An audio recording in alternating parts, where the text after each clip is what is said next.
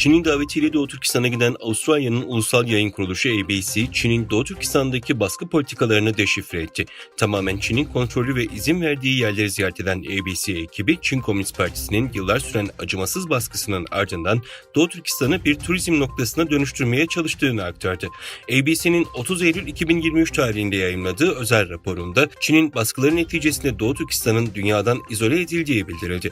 Xi Jinping'in 2014 tarihinde Doğu Türkistan'a yaptığı ziyaretinde verdiği sözde terörizme karşı sert saldırı emrinden bu yana Doğu Türkistan'daki baskıların belgelendiğini vurguladı. ABC muhabiri Çinli yetkililerin sıkı denetiminden bir hafta geçirildiğini aktararak bir hafta süren ve dünyanın dört bir yanından yaklaşık 20 gazetecinin katıldığı tur sıkı bir şekilde kontrol edildi ve yoğun program içinde bize yerel halkla konuşmamız için çok az zaman bırakıldı. 1 milyondan fazla insanın aylarca hatta yıllarca kilit altında tutulduğuna inanılan eski toplama kamplarından birini görme talebimiz Çinli ev sahiplerimiz tarafından reddedildi ifadelerini kullandı.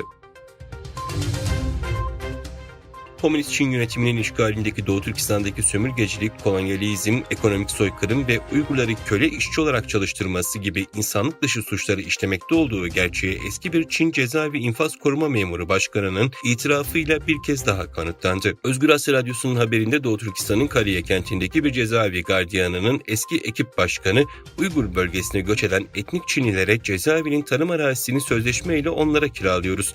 Hapishanede tutulan hükümlüleri ise Çinli göçmenlere kiralanan bu tarlada çalıştırıyoruz dediğini bildirdi. Bu bilgileri açıklayan Çinli başgardiyan zorla çalıştırılan bu 10.000 hükümlünün siyasi veya sosyal mahkum olduğu yönündeki soruları cevapsız bıraktı. Ancak daha önce ulaşılan bilgilere göre Kariye'deki bu cezaevinde Hoten Pedagoji Enstitüsü'nden aşırı dinci, radikal, milli, bölücü suçlamasıyla tutuklanarak mahkum edilen 30 kadar öğretim üyesinin bulunduğu biliniyor. Çin'in nükleer güçle çalışan denizaltısının Sarıdeniz'de düşman denizaltıları için kurulan tuzağa yakalanarak deniz dibinde mahsur kaldığı ve 55 kişilik mürettebatının hayatını kaybettiği öne sürüldü. İngiltere'nin The Times ve Daily Mail gazetelerinin İngiliz istihbaratını sızdırdığı iddia edilen gizli kodlu raporuna dayandırdıkları habere göre Çin Halk Kurtuluş Ordusu donanmasına bağlı tip 093 sınıfı 093-417 sancak numaralı nükleer denizaltı 21 Ağustos'ta Çin'in kuzeyindeki Shandong eyaleti açıklarında çıpa ve zincir adı verilen sualtı engeline takıldı.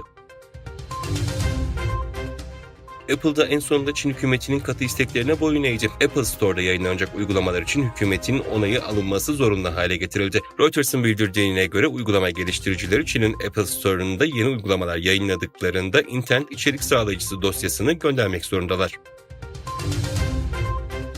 Pekin yönetimi Afganistan'da Taliban yönetimine yönelik uluslararası eleştirilere rağmen son dönemde attığı adımlarla diplomatik ve kurumsal bağlarla desteklenen bir ilişki arayışının işaretini veriyor.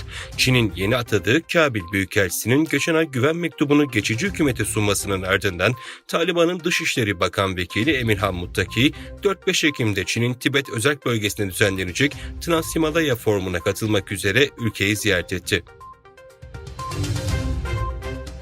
ABD Savunma Bakanı ülkesinin Japonya'nın savunmasına olan desteğini tekrarladı. Japonya Savunma Bakanı'nı ABD Savunma Bakanlığı'nda ağırlayan ABD'li bakan ortak düzenlenen basın toplantısında konuştu. Austin, Çin'in zorlayıcı davranışları, Kuzey Kore'nin tehlikeli provokasyonları ve Rusya'nın Ukrayna'ya karşı pervasızca yürüttüğü savaş gibi önemli ortak zorunluluklarla karşı karşıyayız dedi. Austin bu tehlikelere karşı ABD'nin Japonya'yı savunmaya kararlı bir şekilde bağlı olduğunu söyledi.